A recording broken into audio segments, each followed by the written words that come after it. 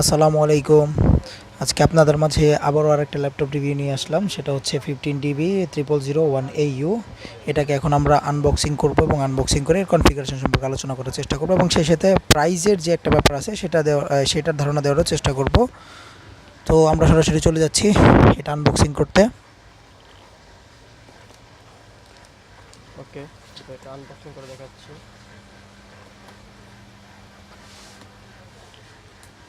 ল্যাপটপটা আনবক্সিং করা হচ্ছে, একদম ইনটেক একটা ল্যাপটপ।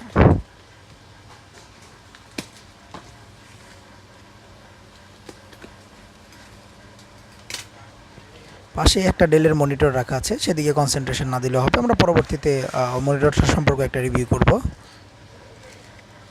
একদম ইনটেক একটা ল্যাপটপ দেখতেই পাচ্ছেন আপনারা, খুবই সুন্দর চমৎকার একটা কালার।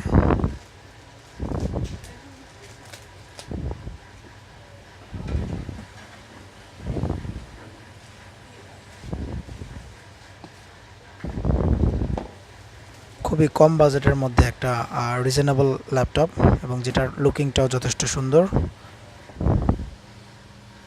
এখন আমরা সরাসরি চলে যাবো স্পেসিফিকেশনে। আমাদের যে হেল্প করবে আমরা তার কাছে চলে যাচ্ছি। জি, আপনি আমাদের ল্যাপটপটা একটু ওভারঅল ভিউটা দেখাবেন, এর কোন সাইডে কোন কোন পোর্ট আছে আমরা এটা একটু দেখতে চাই। এর পোর্টগুলো সম্পর্কে আমরা একটু ধারণা নিব। হ্যাঁ, আপনি যদি বলতেন কোন জায়গায় কোন পোর্টটা আছে।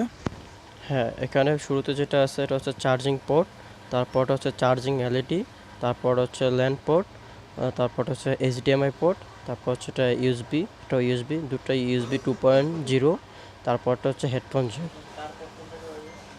এবং এর অপোজিট পাশে যদি আমরা খেয়াল করি তাহলে দেখা যাচ্ছে সেটা দেখতে পাচ্ছেন যে এটা হচ্ছে মাইক্রো এসডি কার্ডের পোর্ট স্লট, আর এটা হচ্ছে ইউএসবি, এটা হচ্ছে ইউএসবি 3.1, এটা হচ্ছে ডিভিডি রাইটার, এটা হচ্ছে লক। তো আমরা যতটুকু বুঝতে পারলাম যে এইটার মধ্যে একটা ইউএসবি 3.1 পোর্ট আছে এবং দুইটা হচ্ছে 2.0 পোর্ট আছে। আর আর হচ্ছে ব্যাকলিটের একটা ব্যাপার আছে যে লাইটটা একটু জ্বলবে সম্ভবত, তাই না? হ্যাঁ, এটা যখন ল্যাপটপটা অন থাকবে তখন ব্যাকলাইট এটা জ্বলবে। আচ্ছা, এর খুব সুন্দর ফিচার।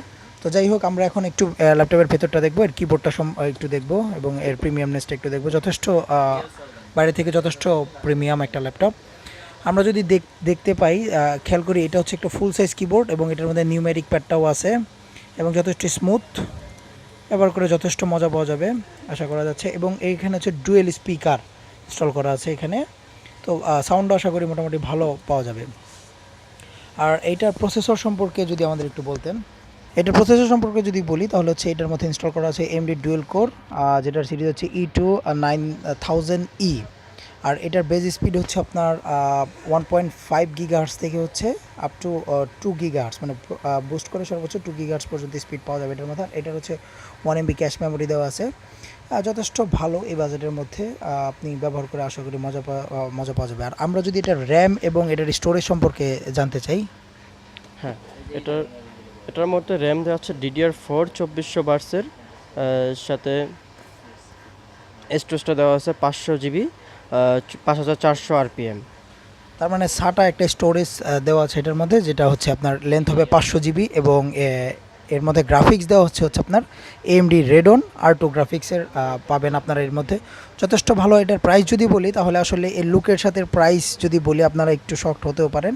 এর আস্কিং প্রাইস হচ্ছে 23,000 টাকা।